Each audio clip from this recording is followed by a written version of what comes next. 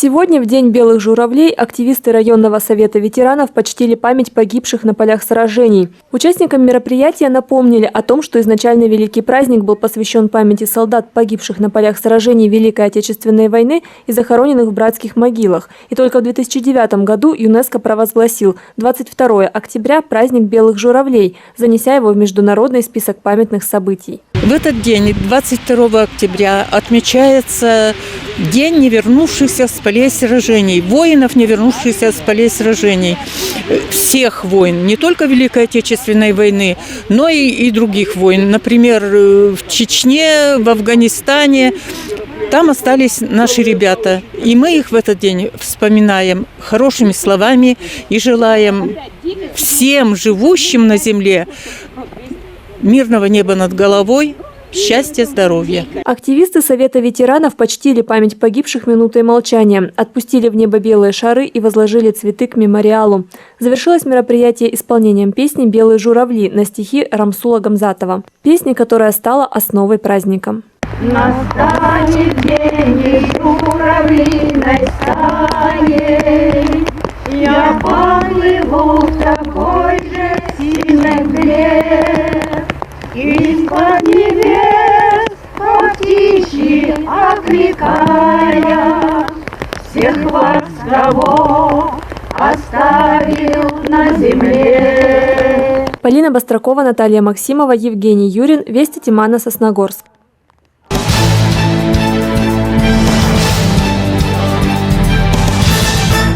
В Сосногорском филиале Республиканской общественной приемной главы Коми прошла прямая линия с сотрудниками районного МФЦ. Темой стала регистрация самозанятых. Так называют плательщиков налога на профессиональный доход. Этот статус можно получить и работая по найму, и будучи индивидуальным предпринимателем. Некоторые меняют статус ИП на самозанятость. Налогообложение у них немножечко другое. Им проще, все идет в электронном виде у них. Им не нужно отчеты нести в налоговую, как индивидуальному предпринимателю, юридическому лицу. У них есть приложение, в котором они отчеты, им туда же и налог приходит, они их там же оплачивают, там же и чеки, квиточки, все в одном приложении. Сейчас регистрироваться в качестве самозанятого особенно выгодно. Сыктывкарская микрокредитная компания при поддержке Республиканского министерства экономики выдает специальный займ для этой категории предпринимателей. Преимущество кредита, который может взять самозанятый, это 1% всего годовых. Выгодно, переплата очень маленькая, соответственно, не в ущерб. И до 100 тысяч рублей самозанятый может взять без обеспечения. Кредит выдают на различные цели, связанные с бизнесом. Подать заявку можно в Сосногорском МФЦ. Еще один плюс – пакет документов для самозанятых меньше, чем для других категорий предпринимателей. Полина Бастракова, Евгений Юрин. Вести Тимана, Сосногорск.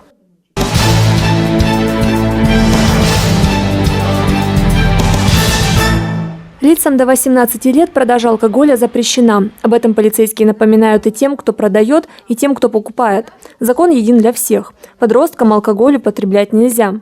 Во-первых, алкогольное состояние опьянения либо потребление – это есть состав административного правонарушения. Лица у нас, достигшие 16-летнего возраста, они становятся уже полным субъектом для составления административного протокола. Если же лицо, которое не достигло 16-летнего возраста, но, будучи попробовав данный напиток, в отношении родителя может быть составлен тоже административный протокол, который грозит штрафную санкцию и постановку на учет в отделении по делам несовершеннолетних.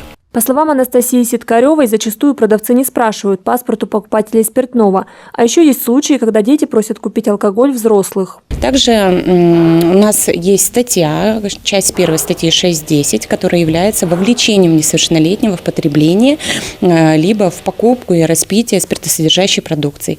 Здесь мы привлекаем взрослое лицо, которое, возможно, приобрело данный напиток и, соответственно, передали в потребление в дальнейшем несовершеннолетнему.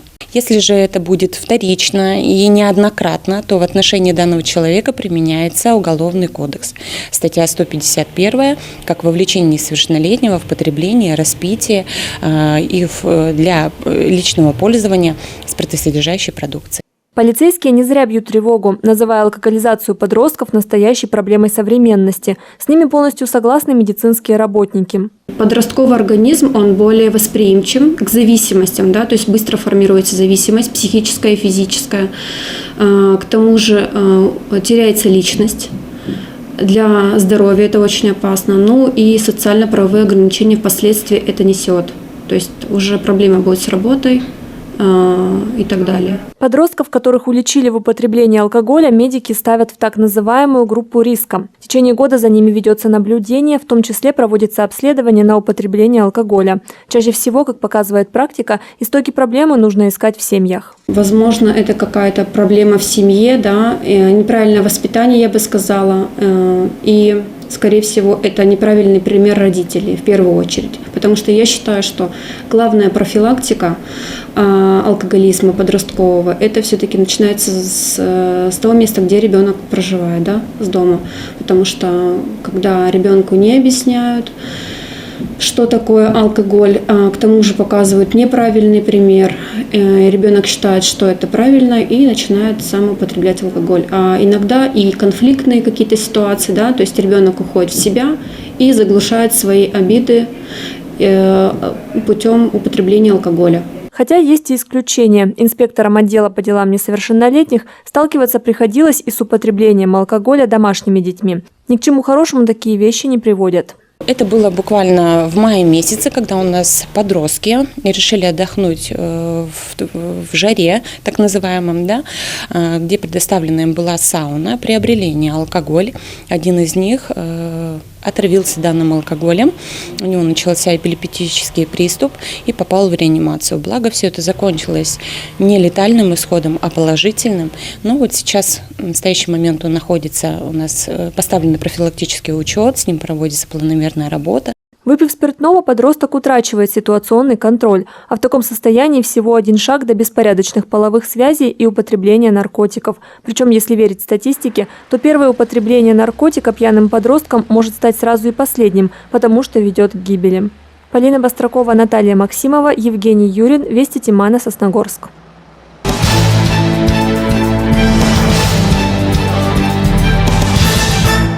В Сосногорском ледовом дворце «Звездный» завершился первый тур первенства Республики Коми по хоккею среди юношей до 16 лет. В течение 3 соревновательных дней за призовые места боролись команды из Сыктывкара, Печоры и Сосногорска. По результатам встреч места распределились следующим образом. На первом месте столичная «Северная Олимпия-2006», на втором месте Сосногорская «Парма», замыкает тройку Сыктывкарская «Северная Олимпия-2007». Печорский «Северный ветер» на 4-м месте. Полина Бастракова, Павел Дурников, Евгений Юрин, Вести Тимана, Сосногорск.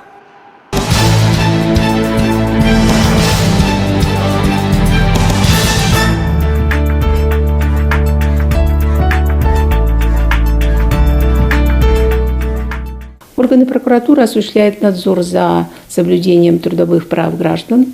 В первую очередь, в соответствии с законом о прокуратуре, это участие прокурора по делам трудовой направленности, о восстановлении на работе. Безусловно, суды рассматривают и другую категорию дел, но основная – это восстановление на работе. Непосредственно работа, которая ведется здесь в прокуратуре, это жалобы граждан, касающиеся в первую очередь оплаты труда.